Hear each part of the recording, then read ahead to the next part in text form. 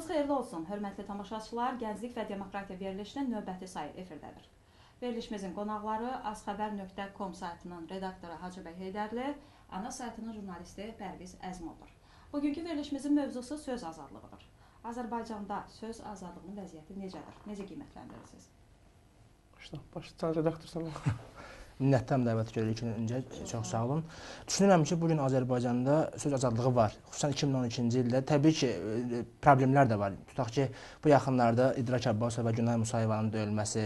Amma buna baxmayaraq, xüsusən internetdə söz azadlığı, mən özüm yəni ki, artıq 4 ilə yaxındır ki, jurnalist fəaliyyətinə məşğulam və bu 4 il ərzində heç bir problem olmayıb. Yəni ki, məlumat əldə etmək, informasiya əldə etmək azadlığı təmin olunub.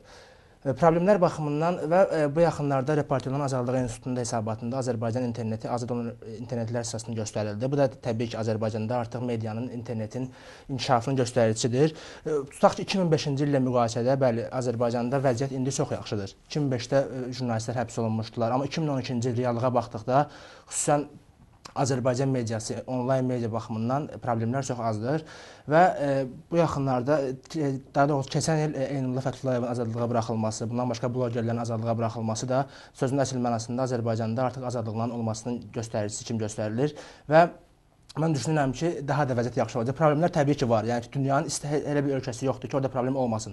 Və orada olduğu kimi Azərbaycanın özündə problemləri var və problemlərin də həllinə çalışılır və hər bir kəs onu qəbul edir.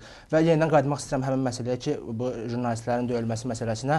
Jurnalistlərin döyülməsindən bir gün sonra hakimiyyət nümayəndələri özləri də çıxışlarında bildirdilər ki, biz bu hadisəni qınayırıq və bunun araşdırılması üçün işçi qrupu yaradılıb Daxili İşlər Nazirliyinin tərəfindən. Bundan başqa SOCAR rəhbərliyi də orada kimlər olduğunu və yaxud da bunun provokasiya və yaxud təxribat və yaxud başqa bir şey olduğu ilə bağlı artıq ictimaiyyətə məlumat verdi və ola bilər ki, burada hansısa qüvvələr var ki, orada maraqlıydılar da oradan da belə bir şeyin baş verməsini. Çünki hazırda özünüz də bilirsiniz ki, 2012-ci ildir və Eurovision qabağı bütün dünyanın, bütün Avropanın gözü Azərbaycanın üzərindədir. Və belə bir şəraitdə Azərbaycanda nəsə bir neqativ halın olması, nəsə bir jurnalistlərə olsun və yaxud başqa siyasi məhbuslar falan məsələlərin qabardılması doğrudan da marağındadır. Həm müxalif qüvvələrin, həm də ki, Avropa son zamanına görə ki, çox artıb təzyiqlər. Və belə bir zamanda düşünürəm ki, Azərbaycan hakimiyyəti, Azərbaycan dövləti sözün əsl mənasında jurnalistlərə azadlıq verir və jurnalistlər istədiklərini yaza bilirlər bugünkü. Çox sağ olun. Pərviz, siz necə düşünürsünüz? Azərbaycanda ifadə azadlığı həm var, həm yoxdur. Hansı formada var? Azərbaycanda yaltaqlıq sahəsində ifadə azadlığı kifayət qədərdir. Yəni heç bir həddi yoxdur. İstənilən qədər yaltaqlana bilərsən, istənilən qədər kimsə tərifləyə bilərsən. Amma tənqidi baxımından, araşdırma, həqiqət demək baxımından ifadə azadlığı Azərbaycanda kobud şəkildə pozulur. Biz buna çoxlu misallar göstərə bilərik. 2005-dən başladı oponentim danışmağa. 2005-ci ildə Elmar Hüseynovun qətli və bugünə qədər qatillərin tapılmaması, ondan sonra Azərbaycanda yazıçının öldürülməsi, ondan sonra vaxt var idi bizim ondan çox jurnalistimiz həbsdə idi müxtəlif səbəblərə görə. Eynullah Fətullayevin həbsxanada müxtəlif təzyiqlərə məruz qalması, Xəccə İsmayılovun video görüntülərinin yayılması, bundan əvvəl digər jurnalistlərdə olmuşdu, Natiq Qədirov, Qanturalıda. Özümü götürürəm, bir yazıya görə universitetdən qovulmağım, yəni məhkəmə vasitəsilə sübut olmuşdu ki, yazıya görə qovulmuşam. Bütün bunları nəzərə alanda Azərbaycanda ifadə azadlığı yoxdur və oponentim dedi ki, hakimiyyət də bu sahədə çalışır və İdrak Abbasov məsələsini nümunə götürdü. Birinci növbədə SOCAR, əgər dinəyiş hər hansı bir hüquq mühafizə orqanı deyir ki, xüsusi qrup ayırsın, bundan bağlı onun səlahiyyətləri tərkibində deyil. İkinci məsələ, hakimiyyət qınaq obyektiv şey deyil, mənbəyi deyil, qınaq eləsin kimsə, hakimiyyət bunu araşdırmalıdır. Üçüncü növbədə Daxili İşlər Nazirliyinin bundan bağlı məlum bəyanatı var. O bəyanatda da İdrak Abbasov həm sakin kimi göstərilir, həm də ki, İdrak Abbasovun qarşı durma zəminində kiminsə tərəfindən döyülməsi iddia edilir, xəsarət aldığı iddia edilir. Amma Hacıbəy Heydərli dedi ki, yəni informasiya almaq, məlumat toplamaqda onun heç bir çətinliyi olmayıb. Sizin belə bir çətinliyiniz olub? Əlbəttə olub, çoxlu çətinliyi olub. Məsəl üçün, mən Təhsil Nazirliyindən açıqlama ala bilməmişəm, dəfələrlə cəhd eləməyimə baxmayaraq. Azərbaycan Vergilər Nazirliyindən açıqlama almaq bilməmişəm, Maliyyə Nazirliyindən ala bilməmişəm. Daxili İşlər Nazirliyindən almaq, qismən Ehsan Zahidovdan açıqlama almaq rahatdır. Müdafiə Nazirliyindən ala bilməmişəm, çox cəhd eləmişəm mənim üçün. Bunlardan nazirliklərlə işləmək çox çətindir. Xüsusən də mən bir şey diqqət eləmək istəyirəm. Açıq informasiya əldə etmək haqqında problemim o sahədə var ki, Azərbaycan prezidenti prezident olduğu 9 il müddətində Azərbaycan mediasına müsahibə verməyib. Bir dəfə ASTV-yə bir neçə dəqiqəlik müsahibə verib, amma xarici kanallara verir. Yəni bu da onu göstərir ki, Azərbaycanda prezidentin də mediaya münasibəti hansı formadadır. Bütün bunları nəzərə aldıqda Azərbaycanda ifadə azadlığı təhlükə altındadır və bir məsələ diqqət yetirim. Oponentim dedi ki, Reportlanan Azadlıq və Təhlükəsizlik İnstitutunun son hesabatı var, Azərbaycan internet mediasında azaddır. Amma mən onun diqqətinə çatdırmaq istəyirəm ki, RATİ-nin bundan əvvəlki hesabatlarında dəfələrlə göstərilirdi ki, Azərbaycanda ifadə azadlığı təhlükə altındadır, amma siz onu heç vaxt çıxışlarınızda bildirməmisiniz və indi bir internet mediasının azadlığının olduğu qeyd olunub, onu bildirirsiniz. Yəni bildirən sizə əvvəlki hesabatlarınızda bir diqqət edin. Çox sağ olun. Sizin buna reaksiyanız necədir? Pərviz deyir ki, Azərbaycanda ancaq yaltaqlar, çox üzr istəyirəm ifadəmə görə, məlumat toplaya bilir və bir də qeyd edir ki, Azərbaycanda söz azadlığı, ifadə azadlığı təhlükə altındadır. Yəni ki, mən konkret sual vermək istəyirəm Pərvizə. ANİ-nin az saytında işləyir. Onun indiki nə kimi problemlə qarşılaşıb? Yəni ki, informasiya alanında. İndi nazirlər dediniz, aydın məsələdir. Bundan başqa sırf hansısa bir yazıya görə olsun və yaxud araşdırma aparırsınız dediniz. Araşdırma, hətta bloger kimi fəaliyyət göstərib Pərviz. Blog sahəsində hər hansı indi universitetdən qolmağı mən anladım. Tutaq ki, mən də universitetdə oxuyuram, jurnalistika fakültəsində, Bakı Dövlət Universiteti. Biz də yazırıq. Yəni ki, ən belə qaranlıq məqamları yazmışıq. Tutaq ki, Bakı Dövlətdə YouTube-a, Facebook-a qadağan qoyulmuşdu, onu yazmışdıq. Müsavat qəzetindən içəri buraxılmamışdı. Təhlükəsizlik xidmətinin nümayəndəsi onu qoymamışdı, onu yazmışdıq. Amma heç bir problem olmayıb. Yəni ki, ola bilər Lənkəran Dövlət Universitetində başqadır vəziyyət, amma Bakı Dövlətdə belədir. Yəni ki, belə bir şey olsa mən bunu qeyd edirəm çıxışlarımda. Pərviz deyir ki, niyə görə hesabatları? Mən qeyd edirəm. Yəni ki, burada sırf mən hakimiyyət nümayəndəsi deyirəm. Mən bir jurnalist kimi demək istəyirəm ki, mən informasiya ala bilirəm. Yəni ki, azadlıq var o baxımdan. Yəni ki, hakimiyyət nümayəndəsi olsa mən başqa mövqeyini müdafiə edirəm. Amma indiki durumda yəni konkret sualım budur ki, hansı problem olub sən hansısa bir araşdırmanızda və yaxud hansısa bir yazınızda məlumat almağı demirəm. Tutaq ki, daxilən rəsmi xəbərlərdir. Bundan başqa. Ya hansını aparmısınız araşdırma? 2003-cü ildə Azərbaycan Respublikasının prezidenti eyni şəxsdir və həmin dövrün problemi indinin də problemidir. Bu birinci növbədə. 4 illik jurnalistika fəaliyyəti göstərən bir şəxs üçün 12 dənə məhkəmə prosesini keçmək universitet üçün məncə az bir şey deyil. Yəni dayı tutub məni öldürə istəyirlər ki, hələ 4 ildir başlamışam. Bundan sonra öldürərlər. Universitetdən qovulmağım. Məhkəmə olmaq öldürmək demək deyil insanı. Yəni universitetdən qovulmağım, bir il geri düşməyim, hüquqlarımın pozulması, pozulmuş hüquqlara görə, qanunsuzluqlara görə həmin rektorun cəzalandırılması. Bugündən danışıram, 2012-ci ildə cəzalandırılmaması. Bugünkü hal-hazırda 2012-ci ildə konkret hər hansı bir araşdırma olmayıb, yəni şey olmayıb, yəni problemi də olmayıb. Amma hələ zaman göstərir. Yəni mən saydım dedim 4 illik fəaliyyət göstərən bir il. Yəni olmayıbsa bir bunu iddia eləmək özü də bir gücdür. Pərviz Əzimov bu ölkədə tək jurnalist deyil. Pərviz Əzimovdan başqa bu ölkədə çoxlu jurnalistlər var və Pərviz Əzimovun hər hansı bir problemlə üzləşməməsi bu demək deyil ki, ölkədə jurnalistikanın problemi yoxdur. Mən sizə misal göstərdim. 2012-ci ildə ən azından 3 dənə jurnalistin problemini göstərə bilərəm. Günay Musayevənin döyülməsi, İdraç Abbasovun döyülməsi, Xədicə İsmailovanın özəl görüntülərinin yayımlanması. Bu hələ il təzə başlayıb, aya bir dənə problem düşür. Yəni sağ olun, sizin reaksiyanız, siz nə deyə bilərsiniz bu barədə? Yəni ki, bu hər üç məsələni məhkəmə araşdırır hazırda. Yəni ki, məhkəmə bir gün ərzində onu həll etməli deyil. Yəni ki, artıq proses başlayır və davam edir. Tutaq ki, Xədicə İsmail məsələsində də yəni ki, artıq proses davam edir və İdraç Abbasovun günah məsələ bir həftədə olub və bundan sonra çox ciddi reaksiya gəlib həm hakimiyyət tərəfindən, həm müxalifət tərəfindən, həm də Avropa təşkilatları da buna reaksiya verir və düşünürəm ki, bir gün sonra tutaq ki, həmin gün Mətbuat Şurası məktub ünvanladı Daxili İşlər Nazirliyinə ki, bunu araşdırılsın. Yəni ki, çox belə deyirlər, reaksiya çox tez gəldi. Bundan başqa Əli Həsənov səhər üçün çıxış elədi ki, biz də bunu qınayırıq. Əslində qınanmalıdır, çünki məhkəmə buna baxır. Daxili İşlər Nazirliyi qrup yaradıb. Yəni ki, bunu Əli Həsənov eləməli deyil. Əli Həsənov sırf ictimai siyasi məsələlər üzrə yəni ki, bunu bildirdi ki, biz istəyirik ki, doğrudan da jurnalistə qarşı, hər hansısa bir jurnalistə qarşı bunun edilməsi düzgün deyil və bunun araşdırılıb ictimaiyyətə məlumat verilməsinin tərəfdarıyıq. Yəni ki, siz deyirsiniz ki, qınamaq onlar yəni bunu etməlidirlər. Yəni ki, demokratik cəmiyyətdə belə olur. Bilmirəm başqa ölkələrdə necədir, yəni siz necə fikirləşirsiniz və yaxud da. Və qaldı ki, Xədicə İsmail məsələsində bu məsələdə də yəni ki, birmənalı qarşılanmır. Bunu da məhkəmə hazırda araşdırır. Yəni ki, bu domen Müsavat TV domeni Amerikadan gəlir. Yəni ki, bunu niyə demirlər bəs? Bəlkə hər hansısa bir qüvvə Azərbaycanı sevməyən bir qüvvədir və istəyir ki, doğrudan mən qeyd etdim, çünki bu gün hər şey Eurovision əlaqələndirilir ölkəmizdə. Eurovision qabağı ola bilər ki, Azərbaycan hakimiyyətinin üzərində təzyiqləri artırmaq üçün, bütün təzyiqləri bizim yəni hakimiyyətin üzərinə yönləndirmək üçün belə bir addım atılır. Və Xədicə İsmail tutaq ki, bu adam təbii ki, artıq prezidentin ailəsini araşdıran bir insandırsa, bu bilir ki, belə bir şey ola bilər, ehtimal var. Ya dünyanın istənilən ölkəsində heç bir ölkə deyə bilməz ki, tutaq ki, ən ciddi məsələləri araşdırın və mən tam azad olam. Yəni ki, istənilən halı təzyiq ola bilər, normal bir şeydir. Yəni ki, burada qeyri-adi bir şey yoxdur və ola bilər ki, Müsavat TV domeni ilk mənbə əslində bu olmalıdır ki, niyə görə Amerikadandır? Çox sağ olun. Hacı bəy Heydərli deyir ki, yəni hamısı bunlar Avroviziya qabağı olan təxribatlardır. Siz necə düşünürsünüz? Yəni ehtimaldır, yəni demirəm elədir. Yəni ki, ola bilər, onu da düşünmək lazımdır. Yəni ki, bir tərəfli şey deyəndə o bir tərəfdə düşünmək lazımdır. Çünki Pərviz jurnalistdir. Avroviziyanı hakimiyyət özü alıb özü məsuliyyətini daşımalıdır. Bu birinci məsələdir. İkinci məsələ, mən bütün məsələləri Avrovisionla bağlamıram. Üçüncü məsələ, bu domenin haradan idarə olunmasını hakimiyyət araşdırmalıdır. Əlində kifayət qədər səlahiyyət var və məncə hakimiyyətin buna çox rahat gücü var ki, geçsin Amerikada kiminsə adına domen alsın. Bu məsələ digər tərəfdən. Üçüncü məsələ, əgər hər hansı bir ölkənin xüsusi xidmət orqanları gəlib sənin evində, jurnalistin evində, sənin ölkəndə jurnalistin evində videokamera quraşdırırsa, o zaman sən Azərbaycan güc qurumları, Daxili İşlər Nazirliyi, Milli Təhlükəsizlik Nazirliyi ki, utanmalıdır və buna görə xalqdan üzr istəməlidir ki, hər hansı xarici ölkənin və təhlükəsizlik orqanı gələrsən ölkəndə bu işi görür, əgər belə bir şey varsa. Mən Hacıbəy Heydərliyə sual verirəm. 2003-cü ildən bəri Azərbaycanda eyni iqtidardır, eyni prezident.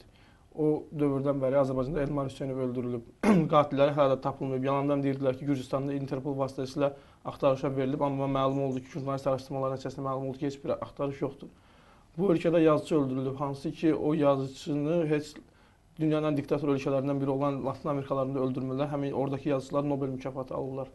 Hakimiyyətlə münasibətlərini o qədər yüksək səviyyədədirlər ki, yəni hakimiyyət o qədər onlara hörmət edir. Bu ölkədə yazıcı öldürülüb və yazıcının qatilləri tapılmayıb. Bu ölkədə dəfələrlə jurnalistlərə qarşı müəyyən təxribatlar olub, heç birinin üstü açılmayıb. Siz bu üstü açılmamağının səbəbini Azərbaycan Milli Təhlükəsizlik orqanlarının, Daxili İşlər Nazirliyinin acizliyi kimi qiymətləndirirsiniz, yoxsa necə qiymətləndirirsiniz və Interpol verilməməyi, yalanın üzə çıxmağı necə qiymətləndirirsiniz?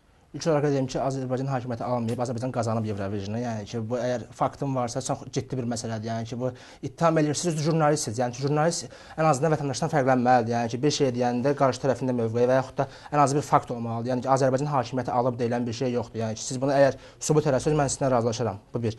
İkincisi, yəni ki, 2003-cü ildən danışmırıq, 2012-ci ildən danışırıq. Ola bilər ki, hakimiyyət eyni hakimiyyətdir. Yəni 9 ila yaxındır ki, amma bayaq Pərviz bəy qeyd etdi ki, tutaq ki, İlham Əliyev Azərbaycan televizorlarına müsahibə verməyib. Amma tutaq ki, Heydər Əliyev jurnalistlərin dostu kimi qələmə verilə bilər. Çünki onun videoları da var, yəni YouTube-da baxa da bilərsiniz. Bilmirəm, Pərvizin məlumatı var yoxsa yox. Hər zaman xarici səfərlərə gedəndə jurnalistləri özünə aparırdı. Yəni ki, bir jurnalist qrupu var idi prezidentin ətrafında. Bundan başqa səfərdən qayıdanda hər zaman yəni ki, hava limanında ilk olaraq jurnalistlərə hesabat verirdi. Yox, mən demək istəyirəm. Bir dənə sualıma cavab. Yox, siz deyirsiniz. Yəni ki, mən bir sual verəcəm. Yox, təbii ki, yəni ki, o dövrdə var idi, indi yoxdur. Yəni ki, siz burada müqayisə etmək istəyirsiniz ki, o dövr daha yaxşı dövrdür və yaxud da bu 9 il ərzində Pərviz bəy 2003-cü ilə qayıdır və 2005-ci ilə qayıdır. O dövrdə dəyişiklik olmaq ehtimalı yoxdurmu? Yəni ki, mən soruşuram, Elmar Hüseynov sualını verdim. Yox, aydındır. Yəni ki, Elmar Hüseynovun qətlindən mən dedim. Yəni ki, o da yenə deyirəm məhkəmənin işidir. Biz jurnalist müstəntiq deyil. Yəni ki, bunu anlamaq lazımdır ki, jurnalist müstəntiq deyil. Jurnalist sadəcə olaraq hadisələri cəmiyyətə çatdıran bir şəxsdir. Yəni ki, əgər müstəntiq olmaq iddianız varsa, bu başqa. Və yaxud da siz, yəni ki, sırf araşdırmalar apara bilərsiniz. Tutaq ki, Eurovision məsələsi olsun və yaxud Elmar Hüseynovun qətli. Yoxsa belə ümumi danışmaq çox asandır. Yəni ki, ümumi bir məsələ haqqında danışmaq və son nəticəni demək asandır. Tutaq ki, bu məsələlərin əvvəl, indi hazırda Azərbaycanda kim həbsdədir? Niyə görə bunların əffini demirsiniz siz? Yəni, tutaq ki, Eynullah Fətullayevin həbsi, blogerlərin həbsi, Cabbar Sabahın həbsi. Bunları demirsiniz və siz deyirsiniz ki, Azərbaycanda 2005-ci ildə belə olub, 2003-cü ildə belə olub. Elə deyərək, yəni ki, ən azından qaranı görəndə ağı da demək lazımdır. Hacıbəy Heydərli, danışdığınız çox sağ olun, dinlədik. Özləri tutuqlar, özləri də azadlığa buraxmalıdırlar. Mən sizə sübutla dedim ki, Elmar Hüseynovun qatilin deyilən görə qatildir. Həmin şəxsin Interpol vasitəsilə axtarışa verilmədiyi sübut olunub və siz buna münasibət bildirməkdən çəkindiniz. Bu sizin nə dərəcədə belə məsələlərdə obyektiv olmadığınızı göstərir. Mən sizə burada bir misal çəkdim, Rafiq Tağı misalını çəkdim. Ona heç bir münasibət bildirmədiniz, ümumiyyətlə münasibət bildirmədiniz, yenə Elmarın adını çəkdiniz. Siz deyirsiniz ki, Azərbaycanda media Heydər Əliyev misalını çəkdiniz. Dediyinizdən etiraf etdiniz ki, Heydər Əliyev İlham Əliyevdən daha yaxşı prezident idi. Amma mən sual verdim sizə. Mən sizə bir məsələni xatırladıram. Heydər Əliyevin prezident olduğu 98-ci ilə qədər Azərbaycanda senzura var idi. Amma müqayisə aparanda Heydər Əliyev açıqlama verirdi. Bir problemin az idisə, digər problem çox idi. Yəni, bu da həmin dövrdə mətbuat və media azadlığının olduğunu sübut eləmir. Senzura var idi bu ölkədə. Bir tərəfdən özünü səmimi göstərirsə, digər tərəfdən də rəsmi formada senzura ilə jurnalist azadlığının qarşısını alırdı. Yəni, bu da bir misaldır. Bu ona dəlalət etmir ki, Heydər Əliyev müsahibə verirsə, həmin dövrdə Azərbaycan mediası... Siz müsahibə vermir və azadlıq yoxdur. Mən dedim ki, misallardan biri də budur. Bu absurd bir şeydir. Nümunələrdən biri də budur. Azadlıq radiosunun rəsmi şəkildə dəfələrlə Azərbaycan prezidenti İlham Əliyevə müraciət edib, ondan müsahibə almağını istəyib. Amma heç bir müsahibə verməyib. Amma Əl Cəzirə kanalı, Euronews çox rahatlıqla İlham Əliyevdən müsahibə alır. Bu onu göstərir ki, İlham Əliyev Azərbaycan mediasını ciddiyə almır, onun ciddi bir auditoriyaya sahib olduğunu. Yəni müsahibə versə artıq azadlıq olacaq. Bir sual verin baxın. Müsahibə versə artıq siz deyəcəksiniz ki, Azərbaycanda azadlıq var. Qismən nümunələrdən bu biri budur. Onda olanda deyəcəksiniz ki, yoxdur. Yəni konkret olaraq bir şey deyirsiniz, amma o həll olanda deyirsiniz ki, eyb yox, həll olanda başqa məsələlər. Medianın azadlığı bir amildən asılı deyil. Bir amildən asılı deyil, bir çox amillərdən asılıdır. Azərbaycan jurnalistlərə qarşı məmurların münasibəti, Azərbaycan jurnalistlərə qarşı prezidentin münasibəti, Azərbaycanda diktator, totalitar hakimiyyətin olmağı, bütün bunlar mediaya qarşı münasibəti formalaşdıran bir şeydir və bunlardan biri də Azərbaycan prezidentinin bu vaxta qədər Azərbaycan mediasına ASTV-dən başqa heç bir quruma müsahibə verməməsidir. Bu onu göstərir ki, özü də bir sübutdur ki, Azərbaycan mediası azad deyil. Azərbaycan mediası prezidentindən açıqlama ala bilməyib indiyə qədər. Yəni sizə bir sual vermək olar? Çox sağ olun. Mən bir sual vermək istəyirəm sizə. Buyurun. Mən sual vermək istəyirəm ki, siz dediniz ki, Azərbaycanda blogerlər buraxıldı. Eynullah Fəthullayev belə başa düşdüm ki, yəni Azərbaycanda söz azadlığı olmasa təbii ki, əfv olundu. Pərviz Əzimov isə cavab verdi ki, onları özləri tutmuşlar, özləri də buraxılır. Sizin buna cavabınız necə olur? Yəni Pərviz müstəntiq kimi danışır burada və heç bir faktı yoxdur. Özləri tutmuşlar deyəndə ki, bu adamların günahı var ki, yəni ki, Azərbaycanda yüzlərlə insan həbs olunur. Yəni ki, o deməkdir ki, hakimiyyət hamısını həbs eləyir. Siz Emin və Adnanı günahkar hesab edirsiniz? Bəli. Emin və Adnanı günahkar. Yəni ki, orada insident olmuşdu. Yəni deyirəm, mən müstəntiq deyiləm. Mən jurnalist kimi danışmaq istəyirəm. Yəni kimi araşdırma aparmısınız bu sahədə? O barədə aparmamışam. Mən aparmışam. Mənim araşdırmalarım göstərir ki, orada təzyiq olub sizə araşdırmalara görə. Orada mənim araşdırmalarım göstərir ki, Emin və Adnanın orada hadisə zamanı heç bir günah olmayıb, əksinə zərər çəkmiş olublar. Təzyiq olub sizə araşdırmalara görə. Yəni ciddi bir məsələni araşdırmısınız. Mən araşdırmanın nəticəsini dedim. Nəticəsini anladım mən. Çox gözəl, təbrik edirəm sizi. Sadəcə olmayıb təzyiq. Nəticəsi olmayıb. Olardı. Azərbaycan hakimiyyəti özləri həbs etdiyi üçün belə araşdırmalar heç vaxt önəm verməyib. Mən Xədicə İsmayılovun araşdırmaları misal çəkmək istəyirəm sizə ki, öz araşdırmalarında Azərbaycan prezidentinin və ailəsinin biznesləri haqqında faktlarla araşdırmalar aparıb, faktları göstərir və lakin buna heç bir reaksiya verməyiblər. Yəni bu Azərbaycan mediasının hakimiyyətin nə qədər qeyri-ciddi yanaşmasını reaksiyası nə deyirsiniz reaksiya? Yəni jurnalist döyməyə reaksiya edirsiniz və yaxud nə deyirsiniz? Sizin üçün reaksiya nədir konkret olaraq? Washington Post yazanda ki, Azərbaycan prezidentinin ailəsinin Dubayda mülkləri var. Dərhal Əli Həsənov çıxır bununla bağlı açıqlama verir. Deyir ki, o prezidentin qızınındır və prezidentin qudası varlı bir ailədir. Amma Azərbaycan mediası yazanda Azərbaycan prezident administrasiyası və yaxud prezidentin mətbuat xidməti və yaxud prezidentin özü məsələyə heç bir münasibət bildirmir. Onu niyə Washington reaksiya verməmək söz azadlığın olmaması demək deyil. Yox, vermir, qeyri-ciddi alır. Ən azından bu yazır. Yəni ki, özünü ciddi sayırsa yazır və bunu dünyaya çatdırır. Yəni ki, burada konkret hakimiyyətin reaksiyası. Siz bir jurnalistsiniz, yazırsınız. Şəxsi həyatını görüntüləyirlər. Üzr istəyirəm, hakimiyyətin reaksiyasını gözləməlisiniz siz konkret olaraq. Mən yazım, qoy hakimiyyət mənə bir şey desin və mənə sağ ol desin və yaxud mənə yıxsın, döysün, söysün. Elə bir şey olmaz. Yəni sən jurnalistsən, yazırsan, sənin ilk növbədə məqsədin məlumatı ictimaiyyətə vermək, cəmiyyətə verməlidir. Sənin məqsədin hakimiyyətin reaksiyasını gözləmək deyil. Azərbaycan mediasına nə qədər ciddi və qeyri-ciddi yanaşmasından söhbət gedir. Washington Postun yazdığına niyə reaksiya verir? Xədicə İsmayılovun yazdığı. Yəni mövzu odur elə, yəni ciddidir, qeyri-ciddidir. Mövzu azadlığı var ki, bu yazır da. Yəni siz özünüz onu qeyd edirsiniz ki, bu adam yazır. Bu adam yazır, yəni ki, azadlıq var ki, yazır. Yəni yoxsa mövzu olsa ki, qeyri-ciddidir və yaxud ciddi, onda mən ola bilər ki, Azərbaycanda söz azadlığı var, amma ondan sonrası da var. Bu gün mən istədiyimi yaza bilərəm, amma sabah mənim başıma nə gələcəkləri onlar özləri müəyyənləşdir. O mənim yəni ki, Pərviz bəy hakimiyyəti deyil. Tutaq ki, görəsən bu müxalifət başqanları, rəhbərləri nə qədər azaddılar, nə qədər açıqdılar informasiyaya. Özünüz araşdırmısınız. Araşdırmısınız. Yox, sırf jurnalist kimi deyil. Siz vəkil deyilsiniz, jurnalistsiniz. Yəni jurnalist tutaq ki, Müdafiə Nazirliyinin mətbuat xidmətinə zəng eləyirsinizsə, siz ən azından İsa Qəmbərli və Əli Kərimli dinləməlisiniz. Eləmisiniz. Sizə məlumat veriblərmi? Mən İsa Qəmbərdən açıqlama almışam. Niyə almırsınız? Ala bilməmişəm. Ala bilməmisiniz. Etiraf edirəm də, deyirəm ki, ala bilməmişəm. Onda hakimiyyəti günahlandırmayaq ancaq. Yəni ki, qara baxmayaq hər şeyə. Niyə qara baxmayaq? Niyə vermirlər bunları? Yəni özlərinə demokrat deyən şəxslər niyə məlumat vermirlər? Hətta adi blogerlər belə məlumat vermirlər. Onlar da gəlsə hakimiyyətə, onlar da bu problemlə gəlsələr, mən onları da tənqid edəcəm. İndi eləmirsiniz, indi elə. Yəni jurnalist. İndi nə dedim? İndi açıq-aşkar dedim ki, mən Instagramdan açıqlama ala bilməmişəm. Amma çıxışda mən sual verdim deyə siz deyirəm. Yəni ki, o başlayanda siz onun üçün mən razı olardım sizinlə. Ala bilməmişəm buna.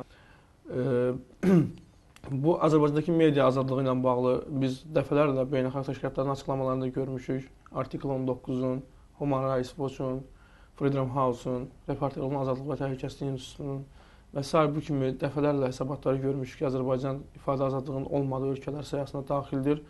Yəni qara rəngdə göstərilmiş ölkələrdəndir. Bundan başqa Azərbaycanda ifadə azadlığının olmaması ilə bağlı mən öz təcrübəmi göstərə bilərəm ki, qeyd etdiyim kimi açıqlama almaqda çox ciddi çətinliklər çəkirəm.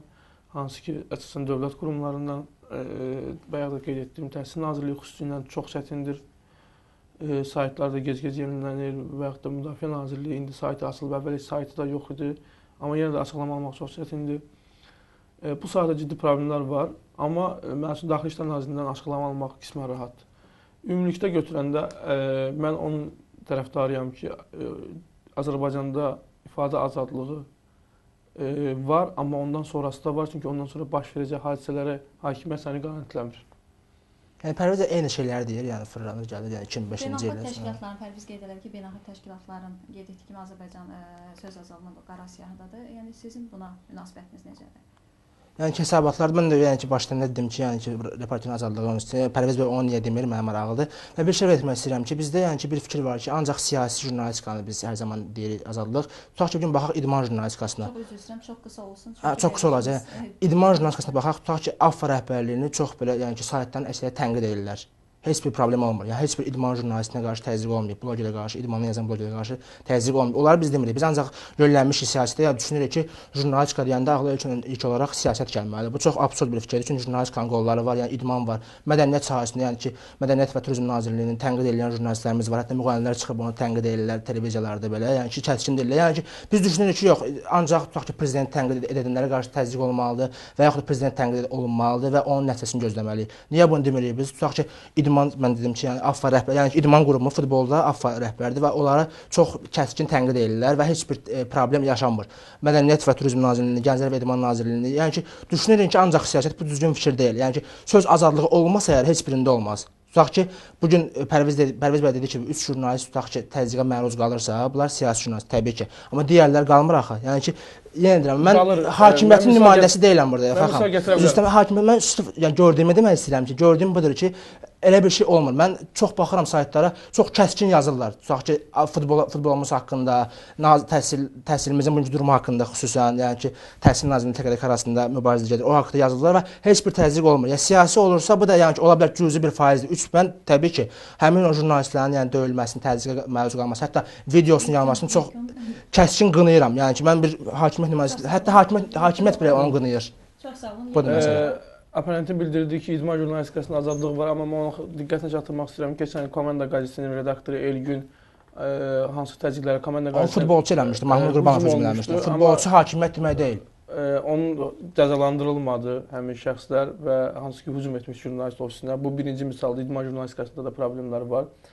Oponentim bildirir ki, çox kəskin tənqidlər var və dünən də biz bir müzakirədə o demişdi ki, mən prezidentin yerində olsaydım, mənə qarşı bu qədər tənqid edənləri, Facebookda bu cür status yazanları mən öldürərdim və bu da onun demokratiyaya nə dərəcədə yanaşma tərzində olduğunu göstərir. Yəni, necə də mən hakimiyyət nümayəndəsi deyiləm, mən bir şəxs kimi onu demişəm. Mən sizin sözünüzü kəsmədim, xahiş edirəm. Buyurun, sadəcə mən istəndə görürəm, mən elə bir şey deyəndə. Hörmət edin, xahiş edirəm, hörmət edin.